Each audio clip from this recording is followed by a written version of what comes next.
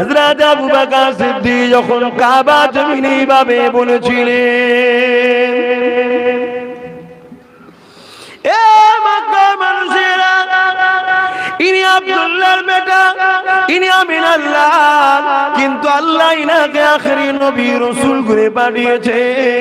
তোমরা ইনাকে নবী বলে মেনে নাও, এক আল্লাহর কথা মেনে নাও, লা ইলাহা ইল্লাল্লাহ মুহাম্মাদুর রাসূলুল্লাহ কলিমা পড়ে নাও। জানেন আপনারা এই কথা আবু বকর সিদ্দিক বলার সাথে সাথে মক্কা তৎকালীন জালিম আবু জেহেল উতবা সাইবা আবু লাহাব এইভাবে নিজের দল পদ নিয়ে বড় বড় পাথর নিক্ষেপ করতে লেগেছিল আবু বকরের উপরে। এত মারা মেরেছিল হযরত আবু বকরের শরীর থেকে আল্লাহর জমিনের উপরে কাবার জমিনে সর্বপ্রথম রক্ত দিনের জন্য যার পড়েছিল, অহংকার নাই, বুঝাবার জন্য বলছি, সেই রক্তই পিলারের মধ্যে রয়েছে। সেই আবু বকরের খুন কাবার জমিনে ঝরে গেল। এ বাপেরা এত মারা মেরেছিল, অজ্ঞান চৈতন্য হয়ে কাবার জমিনে পড়ে গেল। ওই দিন নিষ্ঠুর বেঈমান পাষাণেরা আল্লাহর নবীকেও ছাড়েনি। নবী পাকের উপর অনেক জুলুম অত্যাচার হয়েছিল। এই যুবকরা আজকে সহজে ইসলাম পেয়ে গেছো, সহজে দাড়ি পেয়ে গেছো, সহজে টুপি পেয়েছো, সহজে মসজিদ মাদ্রাসা পেয়েছো, তাই ইসলামের উপরে অত দরদ নাই। শুধু আলেমদের সমালোচনা করার জন্য ব্যস্ত, শুধু মোবাইলে গালি দিবার জন্য ব্যস্ত, শুধু সমালোচনা করে খারাপ নোংরা কথা বলার জন্য ব্যস্ত। তোমরা কি জানো এই বাংলার জমিনে আজ থেকে 100 বছর পিছিয়ে চলে যাও, কোনো দরবার ছিল না গো। এই বাংলার জমিনে 100 বছর পিছিয়ে যাও, মসজিদ কি জিনিস মানুষ জানতো না গো। এই বাংলার জমিনে 100 বছর পিছিয়ে যাও, মাদ্রাসা কি জিনিস জানতো না গো। এই বাংলার জমিনে 100 বছর পিছিয়ে যাও, লা ইলাহা ইল্লাল্লাহ মুহাম্মাদুর রাসূলুল্লাহ এই কলেমাটা জানতো না। এমন করে নামের আগে মোহাম্মদ লিখতে হয় জানতো না, পায়জামা পাঞ্জাবি ইসলামী ইউনিফর্ম মাথায় টুপি দিতে হয়, মুখে দাঁড়িয়ে রাখতে হয় জানতো না।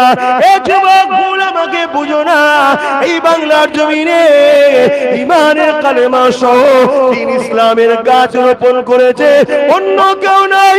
কাবার জমিনে যে আবু বকরের খুন ঝরেছিল, ওই খুনেরই বাচ্চা জামানার মুজাহিদ আবু বকর সিদ্দিক, তিনি এমনি পারেন, তিনার উপরে কম অত্যাচার হয়নি।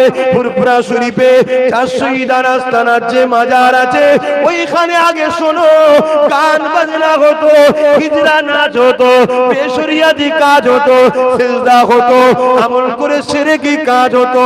আমার আবু বকর ওই জায়গায় যখন যে বলেছিল, বাবারা এগুলো করিস না রে বাবা, আল্লাহ দিনে কোনো হারাম, নবী দিনে কোনো হারাম, এগুলো বেশরিয়াত কাজ, ইসলাম বিরোধী কাজ, তারা লাঠি তুলেছিল আমার আবু বকরকে মারবে বলে।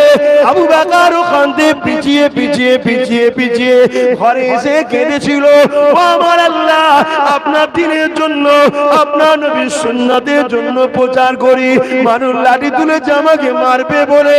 লাস্টে হুজুর আমার ঘরে চলে গেলে, এলাকায় চতুর্দিকে মিটিং হয়ে সমস্ত বাতিলরা এক হলো, আবু বকরকে মেরে দেওয়া হবে। জানো তোমরা ইতিহাস শোনো, আজকে যুবক আমার আবু বকর ফুরফুরা শরীফ থেকে হিজরত করে এমন করে চলে গেল দোকেতে আমার নবী পাকের সুন্নত পালন করলো। যেমন নবীকে মক্কার সন্ত্রাসীরা মেরে দিতে চেয়েছিল, আল্লাহর হুকুমে নবী পাক হিজরত করে ইয়াসির মদিনায় চলে গেল। আমার আবু বকর নবীর গোলাম ছিল, নবীর পাগল ছিল, নবীর দ্বীনের খাদেম ছিল।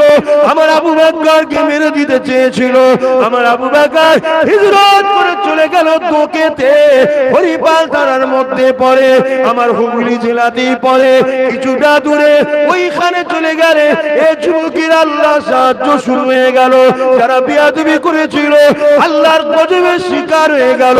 তারা গলায় গামছা দিয়ে আমার মুজাহিদুজ্জামানের কাছে গিয়ে না খিচড়ি দিয়ে ক্ষমা চেয়েছিল।